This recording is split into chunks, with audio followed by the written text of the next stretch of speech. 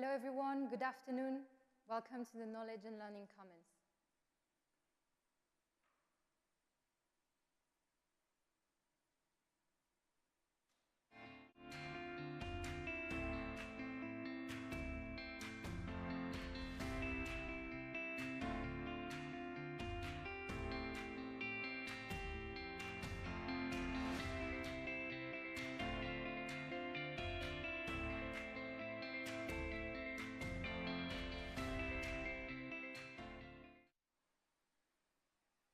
My name is Léa Kotlar, and I work here at the UN Library and Archives Geneva. It's a pleasure to be with you today at the Commons, and I will be your moderator today. We're recently gone hybrid, and are so glad to have guests in person with us at the library, but also the majority of you who are joining us online today from different places. The Commons is our informal space for knowledge sharing at the library on issues of multilateralism and professional development, especially for UN staff, diplomats, and interns, to help you discuss the issues that are important to our work at the UN. Today's event is in collaboration with the Division of Conference Management. Through our daily online meetings, we have learned the importance of sound quality. Indeed, a good sound quality will help your audience hear you well and help you to deliver your message efficiently. The sound quality is extremely important, especially for interpreters, as they are the key to deliver the content of your message when a meeting needs interpretation. We held an informative session last year in April, where our colleagues came to present a few guidelines and help you understand why it is so important for their daily work as well as yours. Today we are here again for a second session on the same topic with many updates. And so this is a new informative session. If you did not attend last year's session, do not worry. Our speakers and team will provide resources to today's event resource guide. We'll share the link in the chat and after the event to your mail addresses. But before we get into the topic, we have a few housekeeping notes to mention. For those online, if you have any technical questions, our team behind the scene will be really happy to assist you. So please do not hesitate to let us know in the chat section on WebEx. And if you have any questions to our speakers, there will be a dedicated time towards the end of the event to ask your questions. So let's get started. Here are our learning objectives for today's session. Why is the sound in remote meetings poor? Why is there a difference between sound quality in in-person meetings and in remote meetings? What are the consequences of poor sound? And finally, how can you benefit from the new and improved guidelines for remote participants in multilingual meetings? And it's a pleasure to introduce you to our speakers who will be guiding us through these questions, Amy Brady and Martin Pickles, who are both interpreters for the English section of the interpretation section of the Division of Conference Management in Geneva. A huge thanks to our speakers for their time today. We will be using Mentimeter to interact with you. You will now find the QR code on the screen that you can scan using your phone, or simply go to menti.com and type in the code on the screen. For those joining us online today, we will also put that code in the chat for you. So we have a first question to ask you before we begin the session. Let's show the first poll then. So our first question to you is, if you participated in the April 2021 Kelsey session on remote meeting with interpretation, did you make any changes to your audio setup?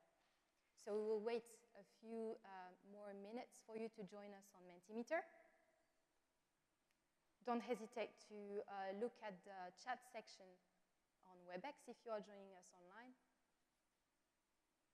So we can see for the ones who are joining us just now that they did indeed make changes to their audio setup based on the latest last year's session, which is great. Thank you so much. And a few of you haven't changed their setup, which is totally fine. Do not worry. If you weren't there as well for the last year's session, it's just to get a sense of how many people did attend the session. Thank you for your participation. There will be a time, as I mentioned earlier, for questions and answers towards the end of the event. So don't hesitate to write your question down throughout the session. And I believe it's time to give the floor to Amy, our first speaker. Thank you. Thank you, Leia. Thank you for the introduction. And thank you to all of us who've joined us here today, either in person or online. You've seen that our presentation is entitled The Good, the Bad, and the Ugly. And we hope that by the end of the presentation, you'll understand why we chose that title and also what you can do to make sure that your sound quality in meetings is not just good, but excellent. So we thought we'd kick things off on a positive note. We'd start with the good, which means leaping into your DeLoreans and going back in time to a time before the pandemic, as Amy will now explain. So traditionally, the sound that interpreters had to work with was very good. It was the best that could be provided by the technology that was available. Delegates participated in meetings from conference rooms, which were designed and equipped to meet the standard that was set for simultaneous interpretation equipment by the International Standards Organization, which is referred to as the ISO standard. In a conference room, each participant has a microphone directly in front of them, which picks up only the sound of their voice. It transmits it faithfully to audience and interpreters alike. And it delivers the full range of audio frequencies that interpreters require to be able to do their job. Unfortunately, during the COVID-19 pandemic, meeting participants could no longer come to the conference rooms, and meetings had to be moved online. Social distancing and travel and other pandemic-related restrictions meant that remote meetings had to be introduced as a business continuity measure for the pandemic. This included multilingual meetings, which meant using remote simultaneous interpretation platforms, or RSI platforms, as these are capable of transmitting multiple language channels via the internet. Now, regrettably, with that move to remote meetings hosted on these RSI platforms, that is when the good gives way to the bad. We've been working in remote meetings for almost exactly 2 years now. And we have seen that the quality of sound being provided via the platforms is simply not up to the standard that we need in order both to do our job to the best of our ability and to serve the meeting needs to the best of our ability, but also to protect our hearing and our health. And that's a systemic issue. It's not improving, quite the opposite, in fact. And I think at this point, perhaps I'll turn over to Leia. Yes, thank you, Martin. Indeed, I hope you have kept your phone close to you because we have a second question to ask you on Mentimeter again. So please use the same code as before. It will remain the same during the session. Or you can also scan the QR code you will see on your screen. Our question to you then is, what differences have you noticed between participating remotely and participating in person? So this is a word cloud. You can see a first answer popping up, worse sound quality. Yes, indeed. Thank you for your participation. So don't hesitate to type a few words. We'll be happy to read them aloud so we can all have a general idea of your feedback. Okay, headaches, yeah. Way better in person. Is an important element you will hear more about during today's session. We can see more inclusive if hybrid. Okay, very interesting, thank you. More difficult online. Okay, active listening. Okay, thank you so much for your participation. I will give now the floor back to Amy to continue the presentation. Thank you for your answers. I think a lot of those things that you noted down were things that the interpreters have noticed as well. So in short, the sound that we are receiving is substantially degraded, and it has rightly been called toxic. And according to scientific research that was reported in a recent technical note from the Professional Association of Conference Interpreters, there are 3 main factors which combine to make sound toxic. The first is that platforms do not transmit the full range of audio frequencies that are contained in the human voice and that are required by the ISO standard that I mentioned before. So to illustrate this point, we thought we'd take a look at what the human voice should sound like, we'll go back to the good, when it's transmitted through professional ISO-compliant sound equipment and when a proper unidirectional microphone is used. What you can see here on the screen is a spectrogram. It's a visual representation drawn from an audio recording. And in this instance, it's a spectrogram of an adult male voice speaking in the optimal conditions for the purposes of interpretation. On the horizontal axis, you have the time elapsed, how long the recording was for. The left-hand vertical axis shows the range of audio frequencies in kilohertz, in thousands of hertz, how high that goes. And the right-hand color scale shows the sound intensity at each frequency, ranging from black, which is no sound, it's silence, to red, which is very intense sound. And in this spectrogram, the green represents sound that you can hear comfortably. The blue represents sounds that are very faint, mostly inaudible to the human ear, but there is a sound there, and the black is a complete absence of sound.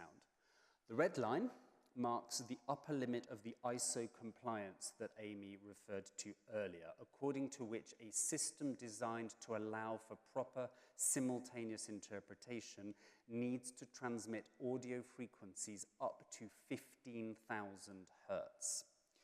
You can see that in this depiction of a normal human voice that is speaking through the proper equipment, the green, that audio sound that is comfortable to hear, and which is definitely audible, consistently reaches 10,000 hertz, and that there are many peaks going up to 15,000 hertz, and even slightly beyond. And that said green is well distributed across a range of audio frequencies. It's not overly concentrated in just a narrow part of the spectrum. We have a good healthy band from 0 to 4, we have another good healthy band from roughly 6 to 11, etc., and we have green in the additional frequencies as well. You also have a lot of blue, regular intervals, I beg your pardon, of blue, which is the inaudible sound, and black, silence. And that's a key feature of normal speech. That's how normal speech sounds to us, including when we're talking in person. Speech, it ebbs and flows, it rises and falls. And if we have sound of this quality, if that's what we're hearing in the booths, then that enables us to interpret fully and accurately. It gives us the full range of audio frequencies that we need to be able to pick out all the sounds that we need to hear. Particularly given that, and this is a very key point to retain when thinking about the quality of sound needed for interpretation, because interpreters speak and listen at the same time, which is something we'll expound upon shortly. However, in remote meetings, which take place via RSI platforms, the sound that we receive generally looks more like this. This is the same exact voice, only here it's being transmitted through an RSI platform, and you can see that it looks nothing like the previous image. Here, the green is concentrated below 4,000 hertz, and there's hardly any audible sound at all above that level. It's only blue, as you can see highlighted here in the red oval. Now, interpreters need the full range of audio frequencies in order to be able to carry out the complex acoustic task of simultaneous interpretation, because any part of sound lost can result in meaning being lost. It makes it more difficult for us to understand what the speaker is saying, and for instance, we've spoken to a researcher at the University of Geneva who has told us that it only becomes possible to distinguish between the sounds sh and f at frequencies above 8,000 hertz, which, as you can see in this image, the interpreters will not be receiving, so those two sounds would not be distinguishable. There are many examples of other cognates which can be distorted if audio frequencies are cut. So figs can end up sounding like fix, can and can't can be indistinguishable. There was a recent example where a speaker in a meeting intended to say that a project sucks up a lot of resources, but you can imagine in a situation where S and F are indistinguishable because of the poor sound quality, many people in the audience may have thought that they were making a much stronger point than they actually were. This kind of sound quality may be good enough for passive listening, but not for interpretation, because, as we said, we need to speak and listen at the same time. So to be able to do this, we listen to the original with one ear, and we use the other ear to monitor what we're saying. When we speak, the resonance of our voice partially masks the voice of the person that we are interpreting. We need to be able to separate out the speaker's voice from our own and constantly switch our focus back and forth between the two so as to balance following the original in its entirety while also monitoring our own output. We do this using a process known as sound localization, which is focusing in on the direction and the location of different sound sources. In normal circumstances, when you try to do this at a party, for instance, you do it by using 2 ears. That's how you pinpoint where different sounds are coming from. But as I said, we only have 1 ear available for sound localization. And so instead, we have to rely on receiving the full range of the audio frequencies. And that's why it's so difficult for us when we don't. Now, it can be challenging to explain to non-interpreters just why or to what extent high-quality sound is so vital for us, and indeed how we define that high quality, because there isn't anything particularly natural about this exercise of speaking and listening at the same time. You don't do it in other situations, it would just be weird. And so non-interpreters cannot often grasp fully the constraints associated with such a task unless they've had a chance to give it a go. And on that, there is a useful exercise, at least we believe it's a useful exercise, hopefully it will prove so, that we have developed to try and put people in our shoes, or in our headphones, perhaps would be a better way of putting it. And that exercise is a shadowing exercise. And at this stage, we'd like to turn to you, both in the room and online. In the room, we'd like to see if there are any willing volunteers, 2 volunteers. We have space for 2 volunteers. And we will invite everyone online to try and engage in the exercise we're about to describe. So we've got a bit of audience participation to keep things lively. So if anyone's interested in volunteering in the room, please let us know.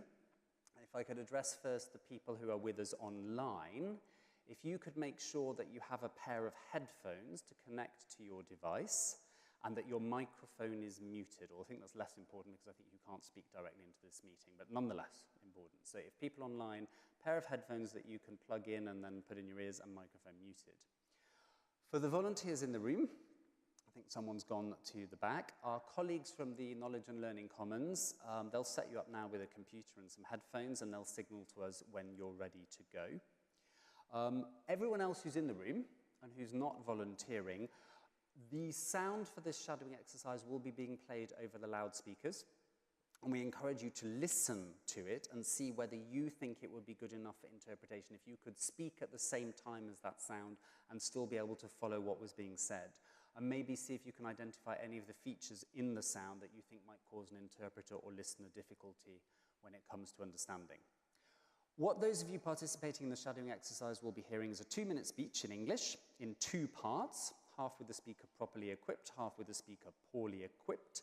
And the goal of the exercise is for you to repeat out loud, really out loud, because that's what we as interpreters have to do. No whispering, no talking under your breath. Out loud, exactly what you're hearing. Shadow it, mimic it. And we're very interested to hear how you get on, including those of you online. Please feel free to drop your comments in the chat and we'll see what you think. But I'll turn back over to Len. We'll see when we're ready to go. Yes. Good luck, everyone.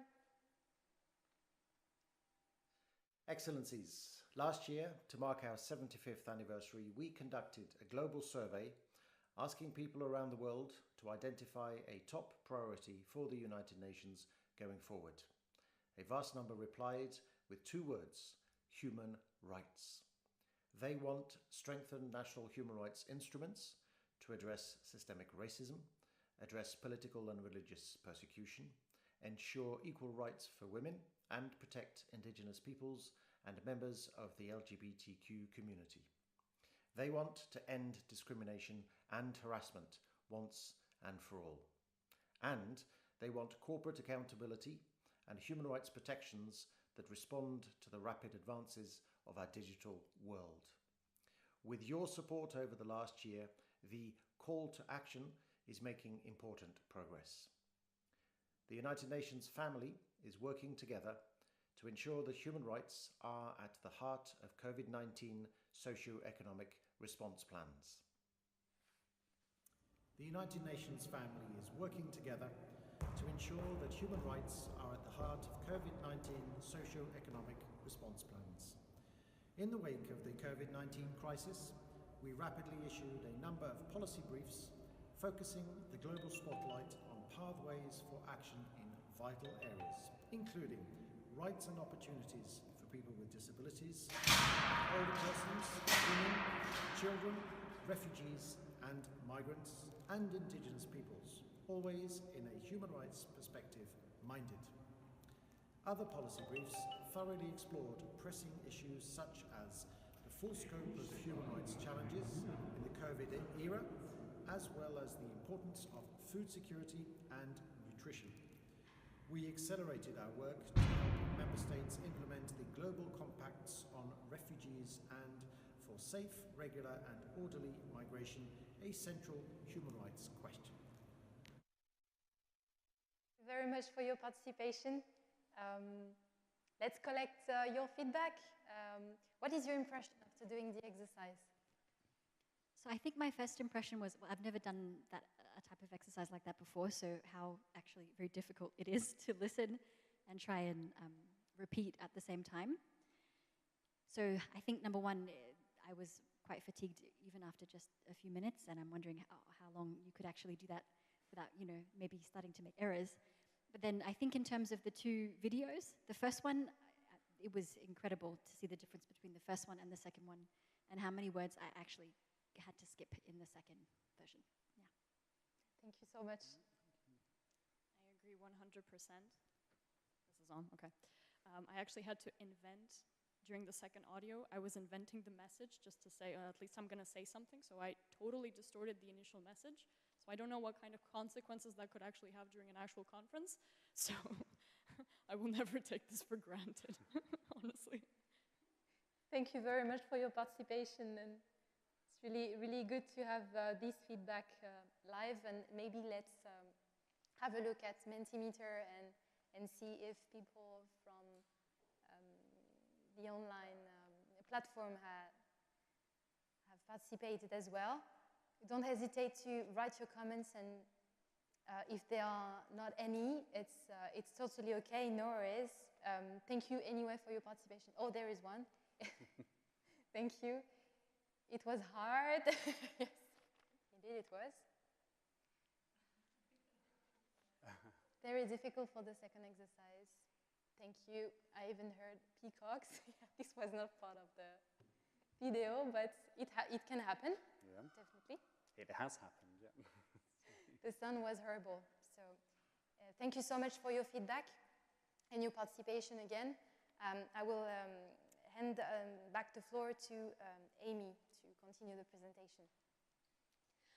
So in January of this year at UNOG, our audiovisual, IT, and sound engineer colleagues carried out technical tests in one of our conference rooms of the commercially available platforms that have been or are being used at UNOG for remote meetings with interpretation. And frequency range transmission was one of the 5 parameters that they measured. The measurements recorded by technicians during the tests are shown on the screen in this slide. You have the names of the platforms tested along the top, and the criteria are shown in the left-hand column. Red indicates where a platform failed to meet the criterion, and green indicates where it passed. You can see that there is a lot more red than green, and none of the platforms passed on more than 3 of the criteria. So we said that there were 3 major problems that resulted in poor sound in remote or hybrid meetings where platforms involved: the loss of audio frequencies, which we've talked about, and then a second factor, which we also find in RSI meetings, and which makes sound less intelligible, which then makes our job all the more challenging. And that's a phenomenon called low signal-to-noise ratio. Now, that's a feature of the aforementioned frequency cutting and a feature of the generally poor quality of the original audio that is captured in remote meetings. That's caused not just by the platforms, but also inter alia by the use of unsuitable equipment, particularly the microphones that people choose or do not choose, as well as unreliable internet and an unsuitable setting. And some of that was captured in the shadowing exercise that you just did, and several of you pointed out that the second speech was much harder than the first. And that second speech contained a lot of the things that we often have to contend with in remote sound. We had reverberation because the room was not correct. We had background noise, we had phones going off, we had a peacock, etc. And we had a poor internet connection, and we had an unsuitable microphone. They were just talking into their smartphone. So all of that comes together to cause this low signal-to-noise ratio in remote or hybrid meetings. In that phrase, signal can be defined as human speech. So it's the things you want to hear, what we as interpreters and the audience need to hear. And noise is defined as things such as white noise, background noise, the rustling of papers, etc. It's extraneous sound that's not useful for the purposes of communication. So the higher the signal, i.e. the better you can hear the voice, and the lower the noise, the more intelligible the speech. But unfortunately, in RSI meetings, because of a combination of all the factors that we've pointed to, what usually occurs is the reverse. You get lower signal, the voice is drowned out or muffled or distorted, and you get higher noise, rendering the speech much less intelligible. Sometimes it's outright unintelligible. Thank you for the demonstration. And that's especially true when we as interpreters are speaking over that sound.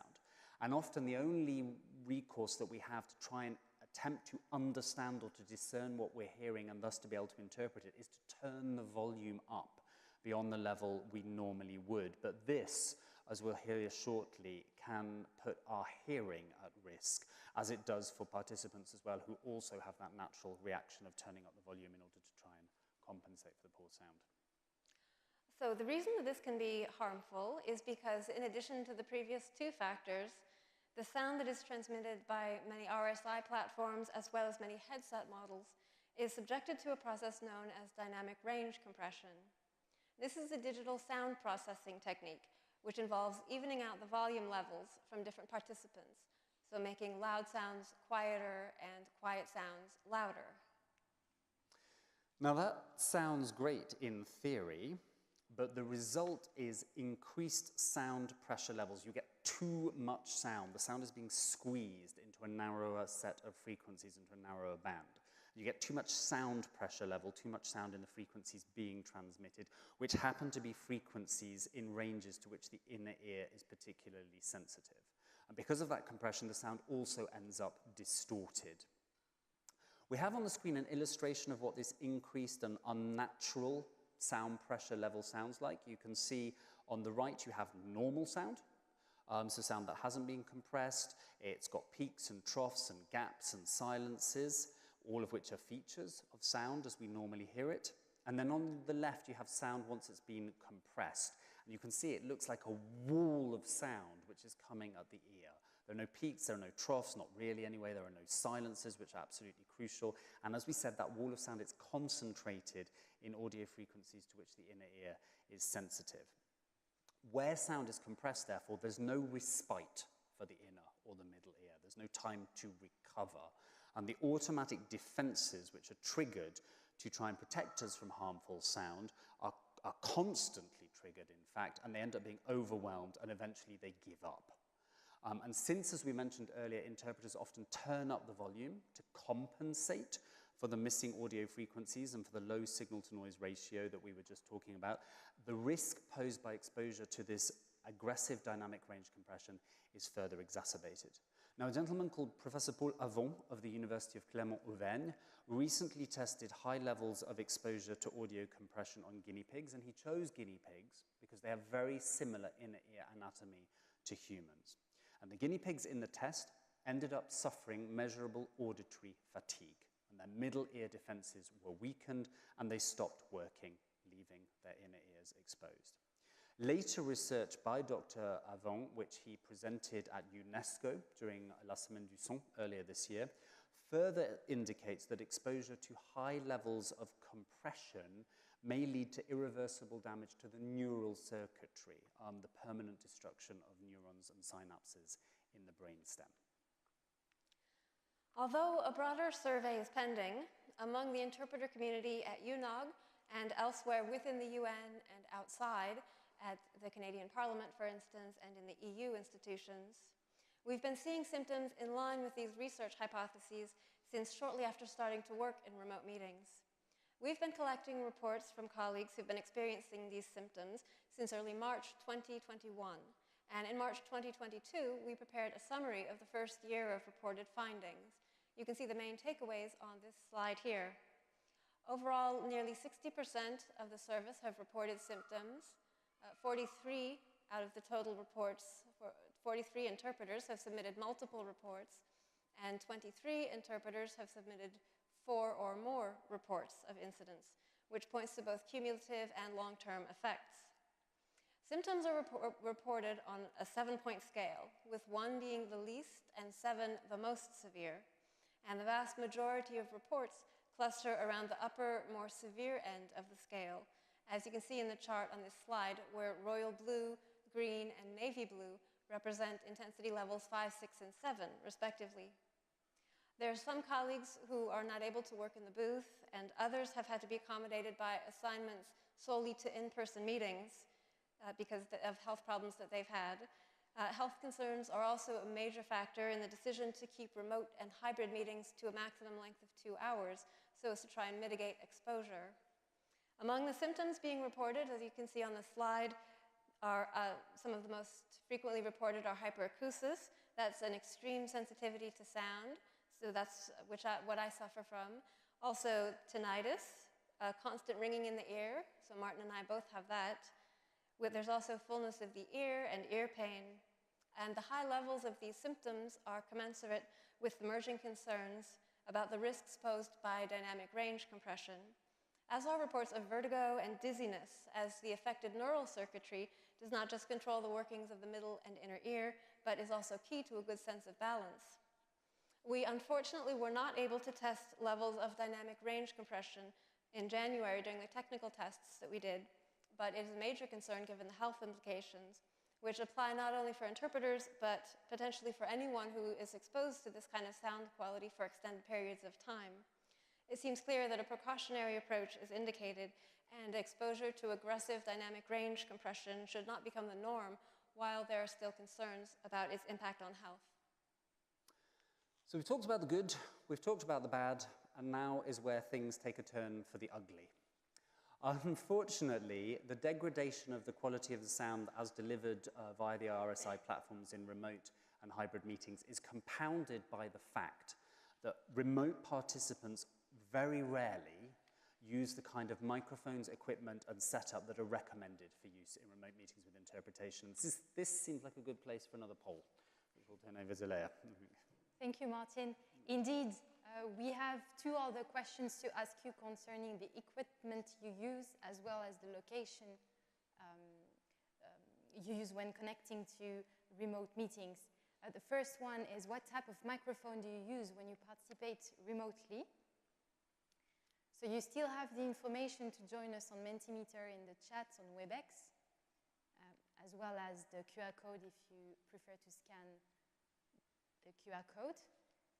Thank you so much for your responses.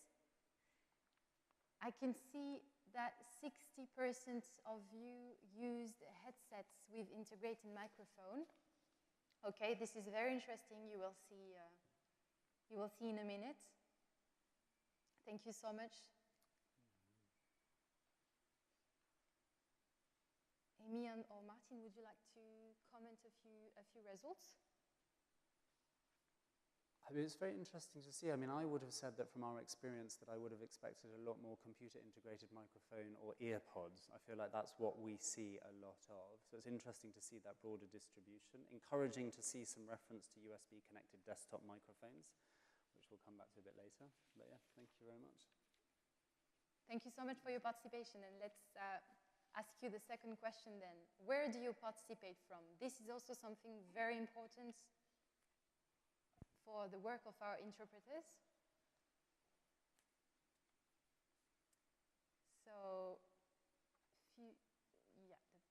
as we can see now, the majority of you are joining from your office, which is great, thank you. Then some of you from public space, okay, important to know that some of you will probably learn more than after this session. Okay, thank you so much for your participation again. try to keep your phone close to you because we have a few more questions later in the presentation. It's really interesting to see that the majority of you are joining remote meetings from your office. Many thanks, and we will learn more about these two particular points in a minute, thanks to our speakers. And I will pass the floor to Amy. Thank you. So in remote meetings without interpretation, people typically use their laptop computer microphones because this is what's most convenient.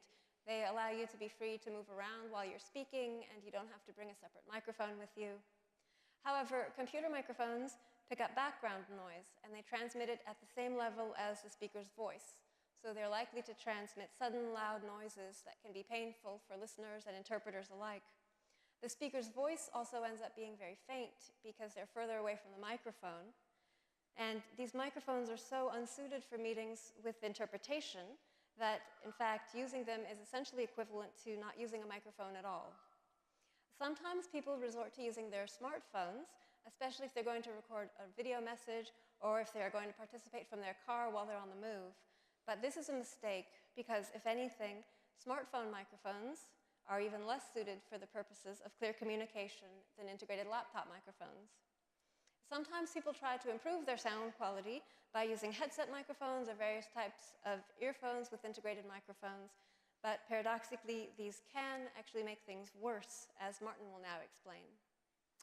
Yeah, what Martin is now going to explain, that's me, is essentially to issue an apology. I'm going to issue a key correction at this juncture, and it's one of the key things that we'd like you to take away, and that is, in a change to our original messaging, we are now saying very definitely no to headsets with integrated microphones.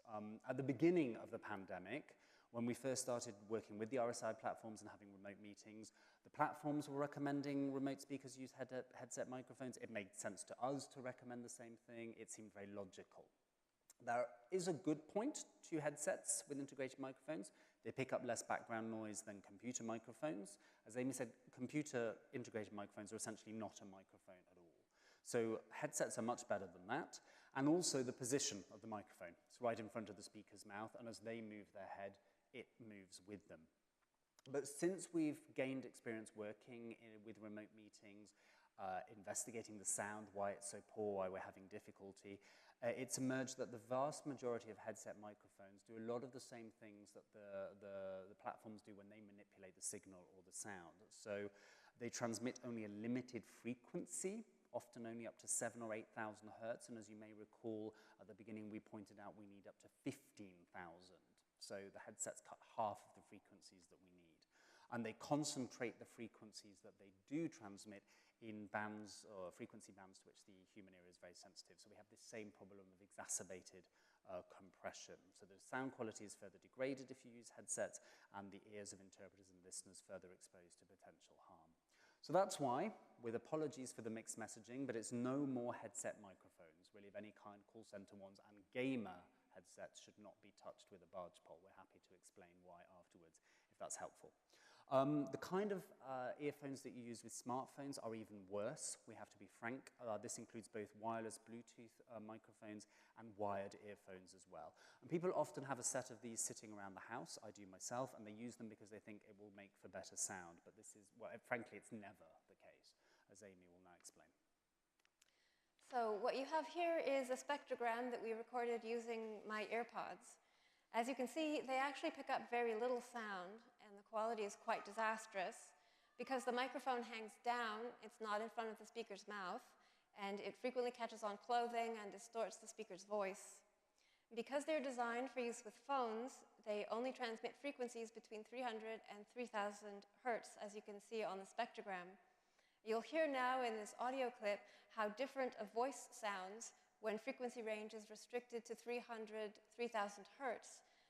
We'll hear this in an audio clip of my voice, which we'll play right now.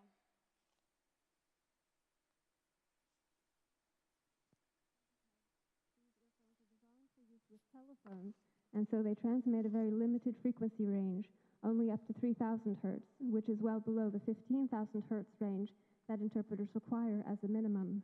This means that key frequencies interpreters need to be able to listen and speak simultaneously are missing.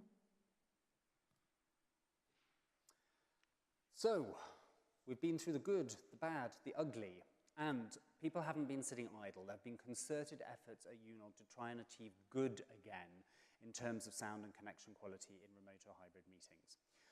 We have to give a big shout out to our technical colleagues, our colleagues in the audiovisual, IT and sound engineer services, to whom we're very grateful. They've been a vital part in trying to make the bad good. They made huge efforts to, inter alia, equip the conference rooms so that they can host remote platforms and integrate them fully. They've been working very closely with secretariats and other services on promoting best practices, and they've trained a team of meeting moderators who are available in the room and connected online before every single remote or hybrid meeting, and they're there to help every single remote participant achieve the best sound possible. So we really strongly encourage you to log in an hour before your meeting and avail yourselves of their guidance. For our part, in the DCM Interpretation Service, we decided to try and encourage the pushback to good with an awareness-raising campaign and recommendations about using better equipment, and this is part of that series.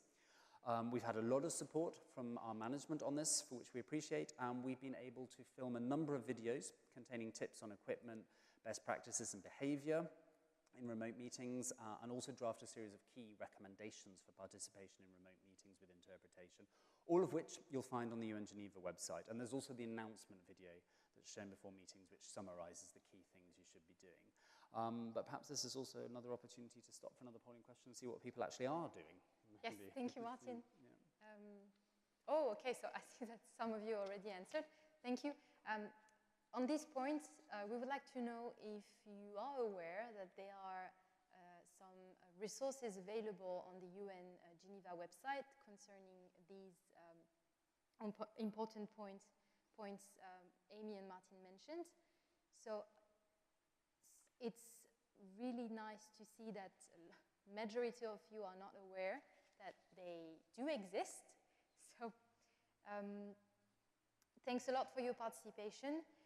For those who have checked these resources available on the UN Geneva website, could you let us know about the one you used? This is the second Mentimeter question. Perfect. So we will wait a few more seconds for you to have the time to answer. Okay, so some of you have consulted video tutorials.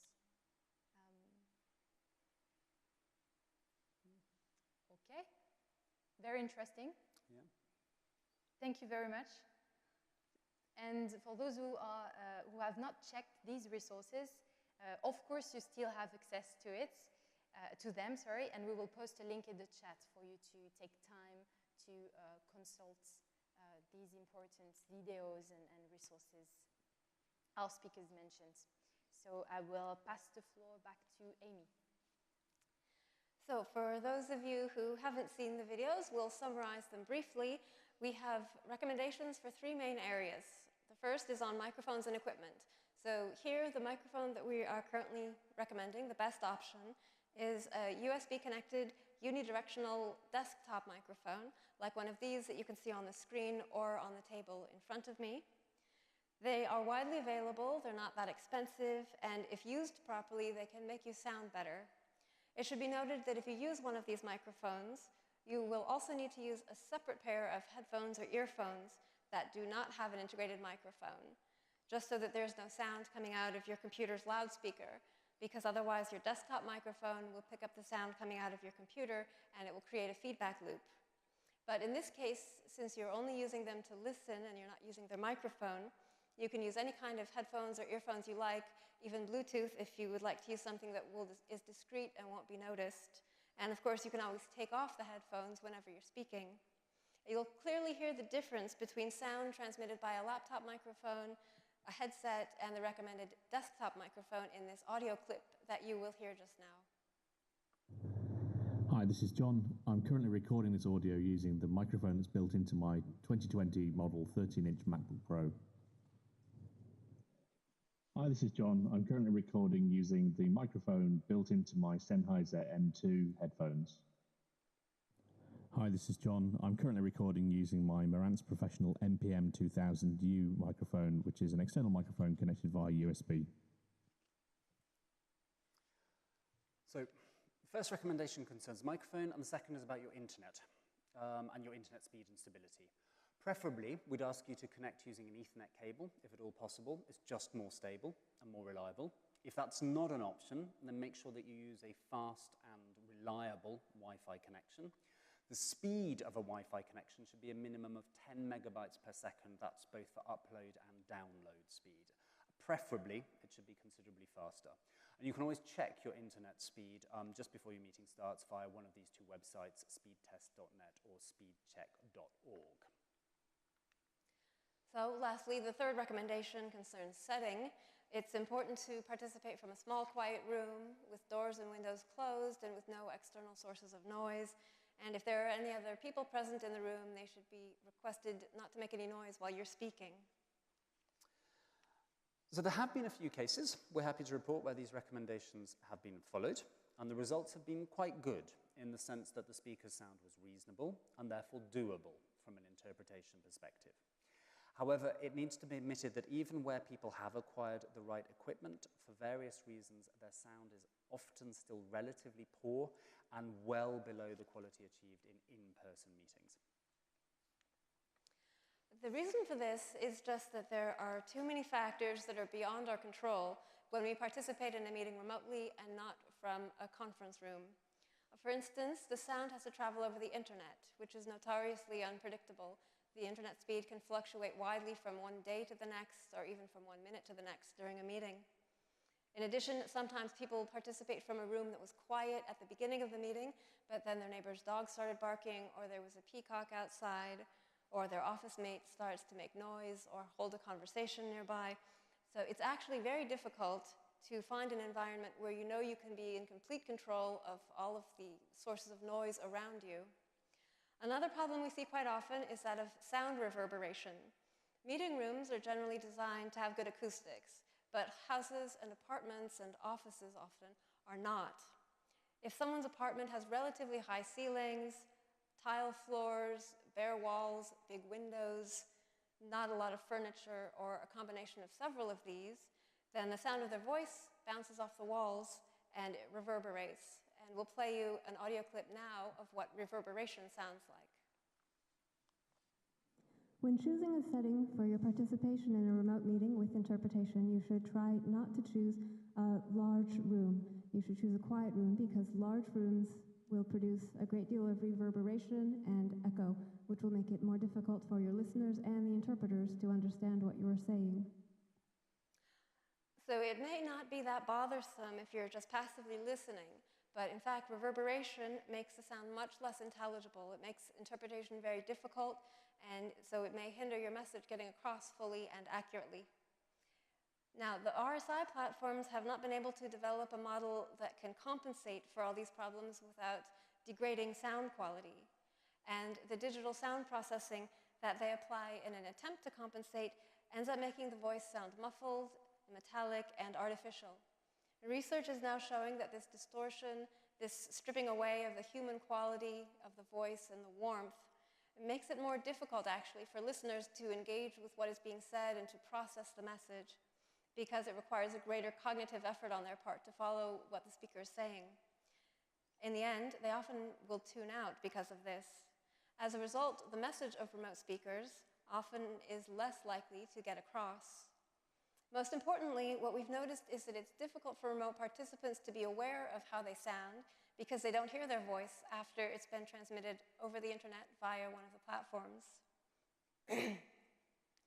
They only hear themselves directly, so they think that they sound fine. But in fact, even if they remain intelligible, and even if there are no disturbances around them in their setting or with their internet, their voice can still end up sounding distorted and muffled.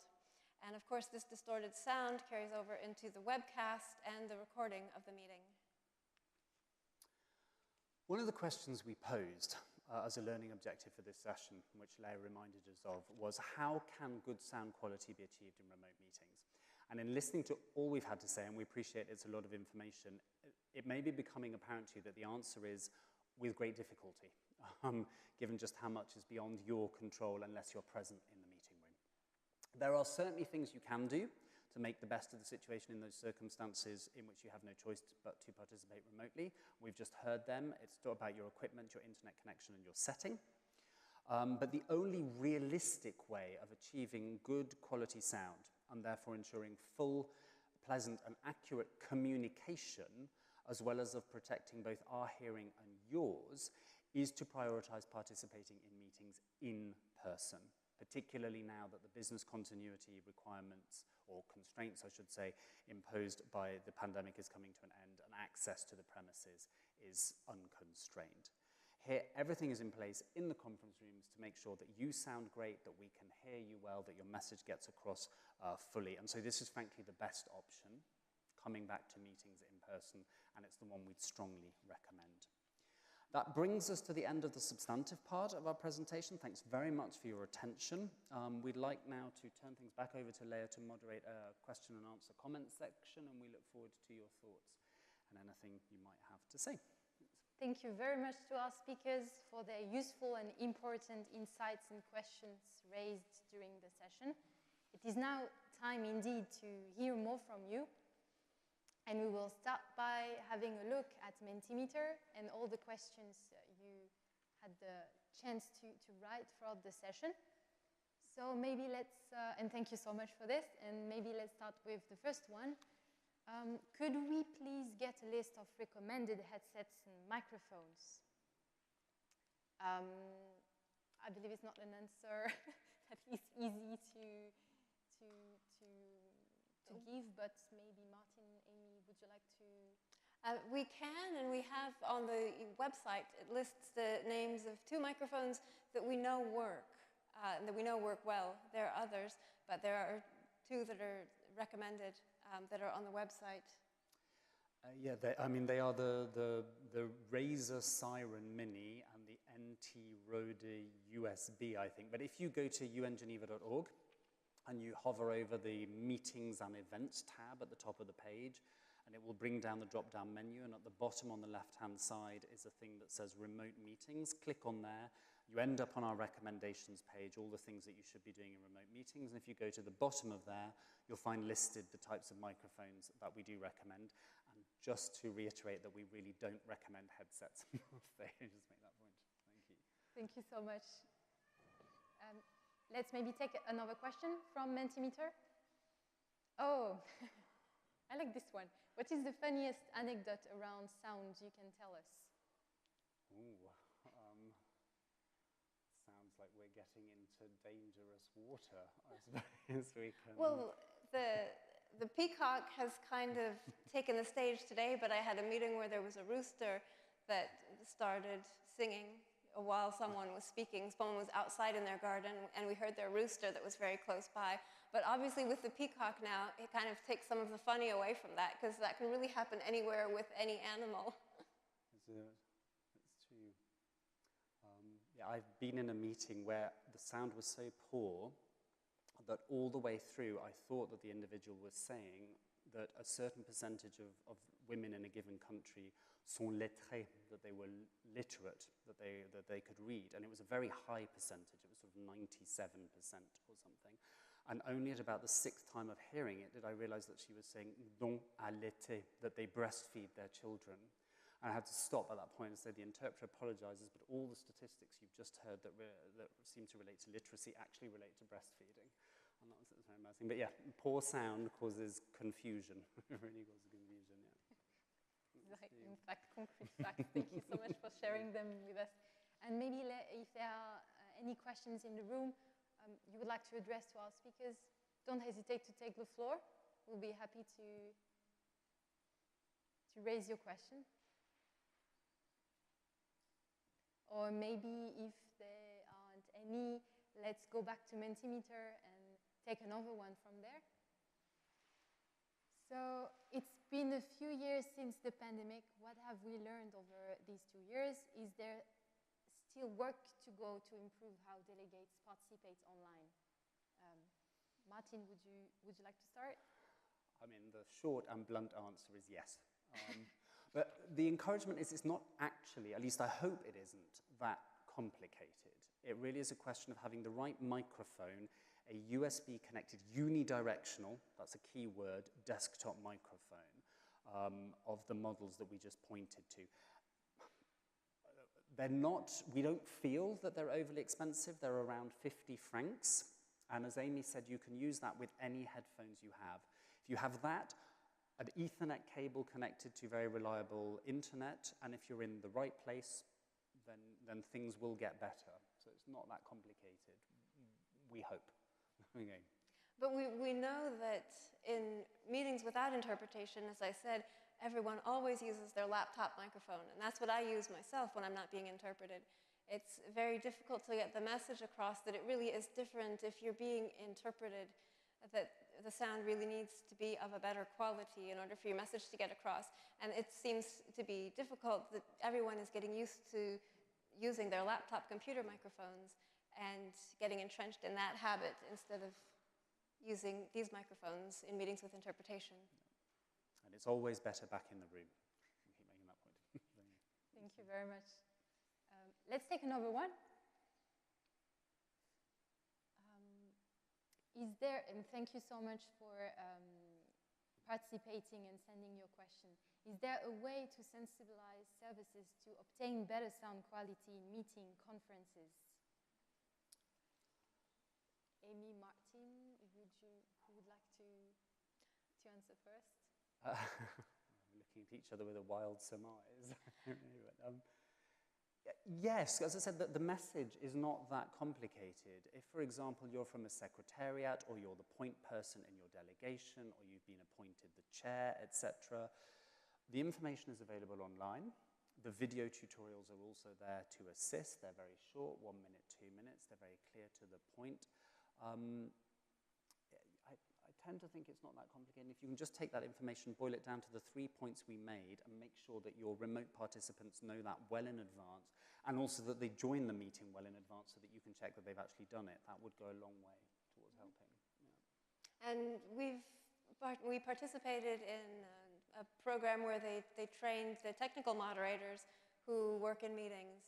So the different services at UNOG are trying to come together and discuss these things and get the message across. And we're doing our best to spread the message wherever we can. Thank you very much. Our moderator from the WebEx platform tells me that there is a question in the chat. So if you can raise it to us, please. Sure. It's not actually a question. It turns out it's a statement. So maybe, well, maybe the interpreters will say something regarding that it's not the right one. But one of our users is saying a good and safe alternative to a desktop USB microphone is a high-quality lapel microphone, like those used on television. So I think that is up for discussion. And in fact, it's what we're using. I mean, we didn't touch on those simply because we've been able to do less research on them, so we can't tell you which ones. But clearly, because they're used on television in very high-quality sound environments, that is true. It's just we can't give you the same level of guidance. And I don't know if they plug, the ones that we have right now, for instance, they don't plug directly into a USB connection, so it's not as easy to just plug it into your computer and it works. We're not quite sure how they work, but obviously they do work very well because we're using them today at the UNOG library. Great. Thank you so much to all of you and to our speakers. Amy and Martin, would you like to say any final words? Just to say thank you. Thanks to all of you who have followed this presentation. And we'd like very much to thank everyone at the KLC for organizing it. Thank you to Leah for moderating this event.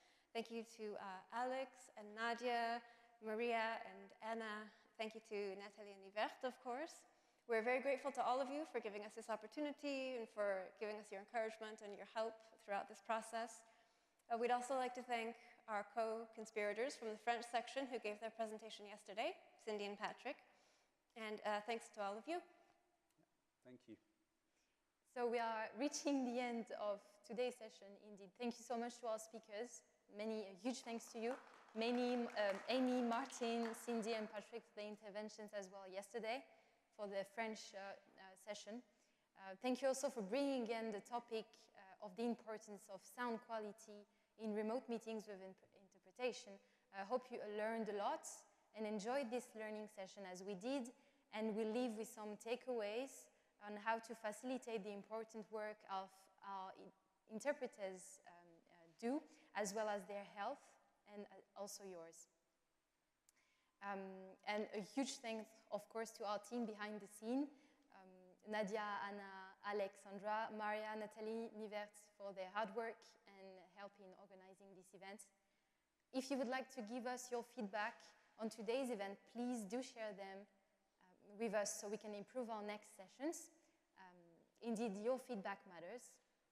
If you're interested to learn more about our upcoming events at the Commons, subscribe to our monthly newsletter so you will be aware of what's going on at the Commons next month.